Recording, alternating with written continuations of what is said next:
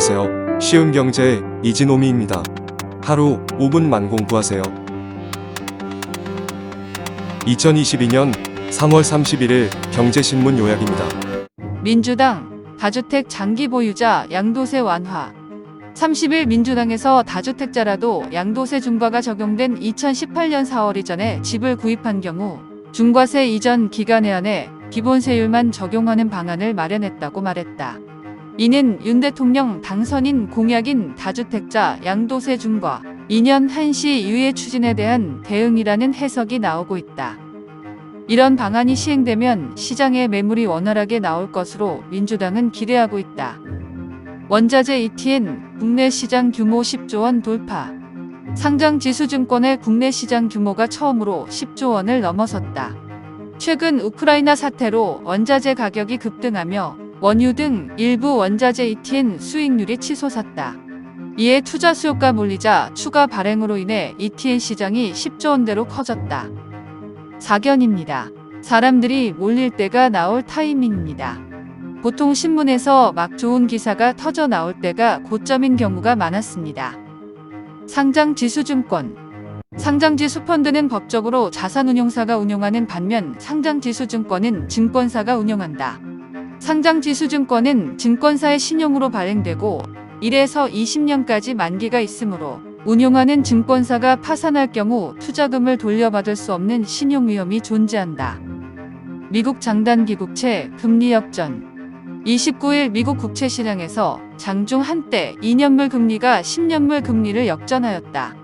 블룸버그 통신은 경기 침체 신호와 가장 비슷하게 움직이는 벤치마크 지표는 2년 만기와 10년 만기 간 역전 현상이라고 분석했다.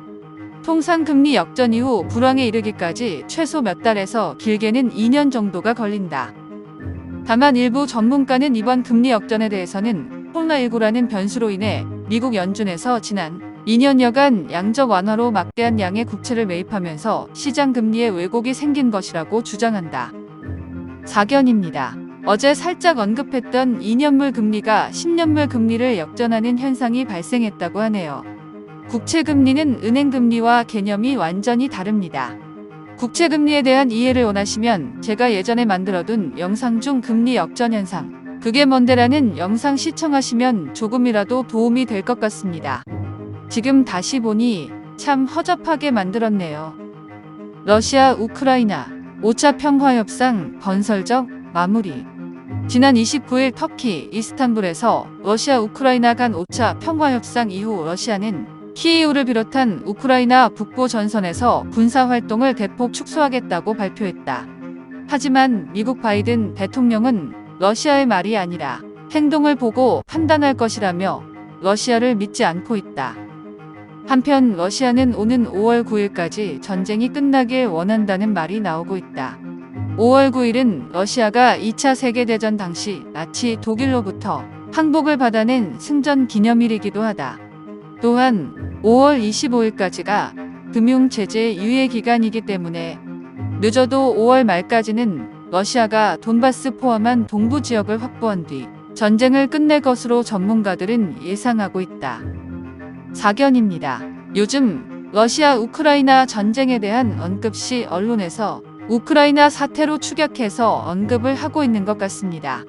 이것으로 저희보다 정보가 빠른 언론을 통해 러시아 우크라이나 전쟁이 어느 정도 일단락되었음을 확인할 수 있을 것입니다. 비극적인 전쟁이 하루빨리 끝나길 바라봅니다.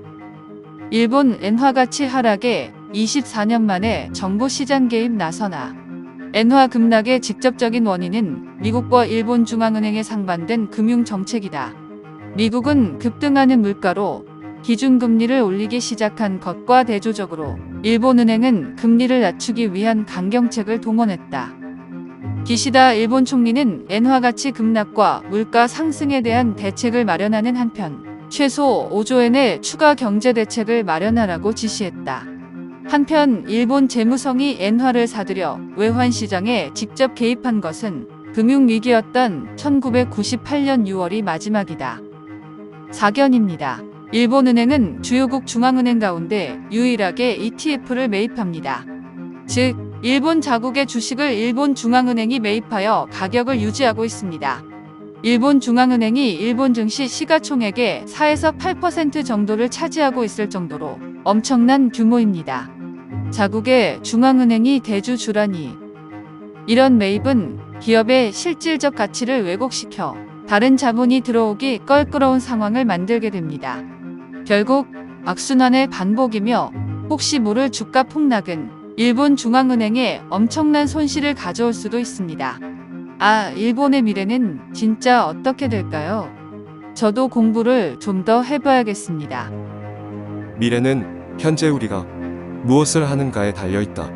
오늘도 우리는 경제적 자유를 위한 한 걸음을 하였습니다. 감사합니다.